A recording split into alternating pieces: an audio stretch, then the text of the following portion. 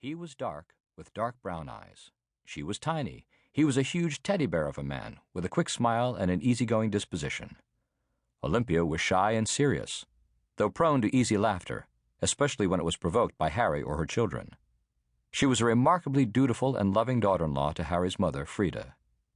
Olympia's background was entirely different from Harry's. The Crawfords were an illustrious and extremely social New York family, whose blue-blooded ancestors had intermarried with Astors and Vanderbilts for generations.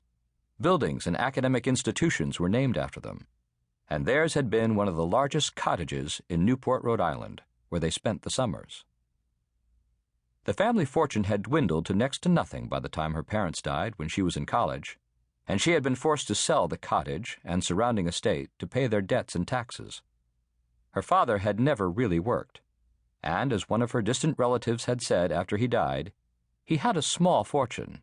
He had made it from a large one. By the time she cleaned up all their debts and sold their property, there was simply no money.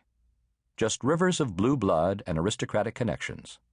She had just enough left to pay for her education and put a small nest egg away, which later paid for law school. She married her college sweetheart, Chauncey Bedham Walker IV, 6 months after she graduated from Vassar and he from Princeton. He had been charming, handsome, and fun-loving, the captain of the crew team, an expert horseman, played polo, and when they met, Olympia was understandably dazzled by him. Olympia was head over heels in love with him and didn't give a damn about his family's enormous fortune. She was totally in love with Chauncey, enough so as not to notice that he drank too much, played constantly, had a roving eye, and spent far too much money.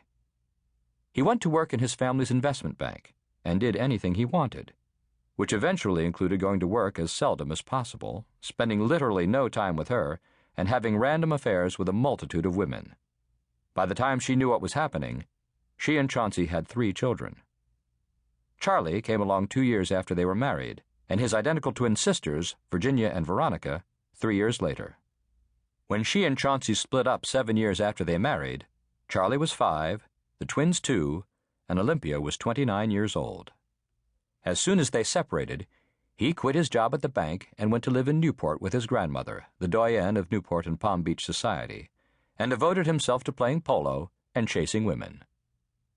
A year later, Chauncey married Felicia Weatherton, who was the perfect mate for him.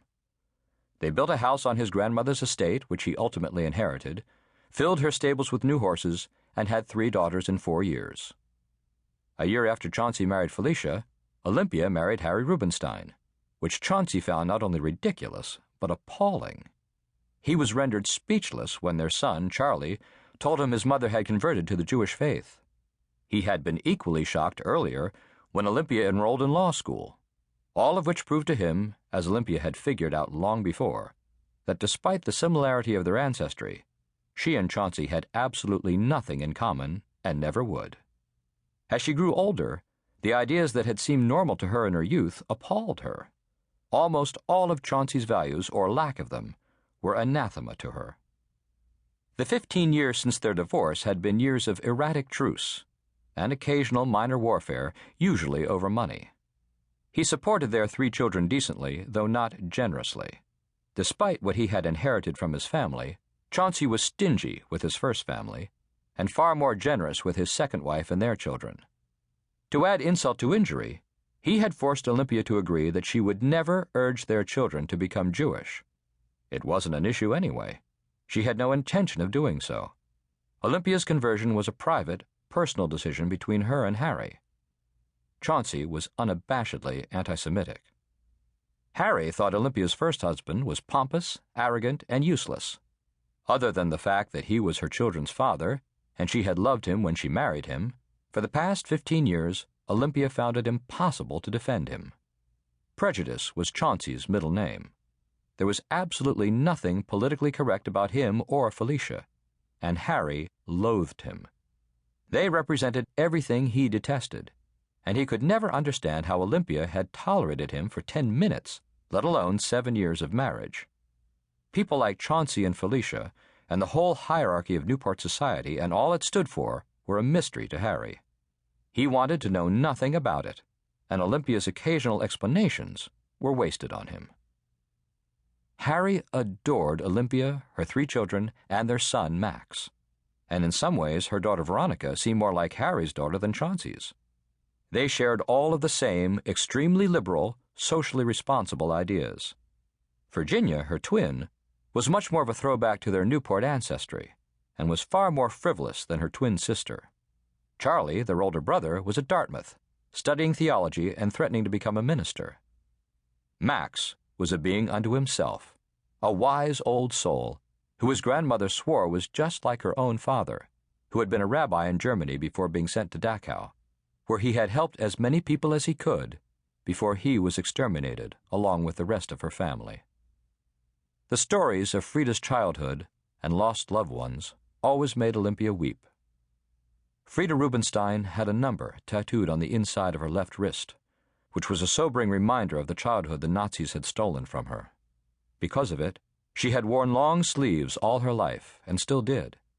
Olympia frequently bought beautiful silk blouses and long-sleeved sweaters for her. There was a powerful bond of love and respect between the 2 women, which continued to deepen over the years. Olympia heard the mail being pushed through the slot in the front door, went to get it, and tossed it on the kitchen table as she finished making Max's lunch. With perfect timing, she heard the doorbell ring at almost precisely the same moment. Max was home from school, and she was looking forward to spending the afternoon with him. Their Fridays together were always special. Olympia knew she had the best of both worlds: a career she loved and that satisfied her, and a family that was the hub and core of her emotional existence. Each seemed to enhance and complement the other. Olympia was taking Max to soccer practice that afternoon. She loved her time at home with her children. The twins would be home later that day, after their own after-school activities, which in their case included softball, tennis, swimming, and boys whenever possible, particularly in Virginia's case. Veronica was more standoffish, shyer like her mother, and extremely particular about who she hung out with. Officially, Virginia was more popular, and Veronica the better student. Both girls had just been accepted at Brown for the fall, and were graduating in June. Charlie had been accepted at Princeton like his father and 3 generations of Walkers before him, but had decided to go to Dartmouth instead, where he played ice hockey, and Olympia prayed that in spite of that he would graduate with teeth. He was due home for the summer in a week, and after visiting his father, stepmother, and 3 stepsisters in Newport, he was going to work at a camp in Colorado, teaching riding and taking care of horses. He had his father's love of equestrian pursuits and was a skilled polo player, but preferred more informal aspects of the sport. Riding Western saddle all summer and teaching kids seemed like fun to him, and Olympia and Harry approved. The one thing Harry didn't think his stepson should do was waste a summer going to parties, like his father, in Newport. Harry thought Chauncey's whole lifestyle, and everyone in it, was a waste of time, and he was always pleased to notice that Charlie had a great deal more substance and heart than his father. He was a fine young man with a good head on his shoulders, a warm heart, and solid principles and beliefs.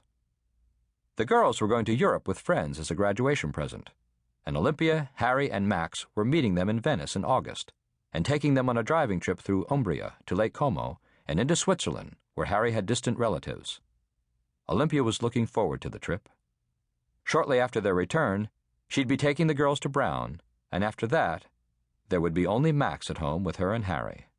The house already seemed too quiet to her these days, with Charlie gone. Having the girls leave too would be a real loss to her. Already now, with graduation and freedom imminent, the girls were almost never home. She had already missed Charlie terribly for the past 3 years.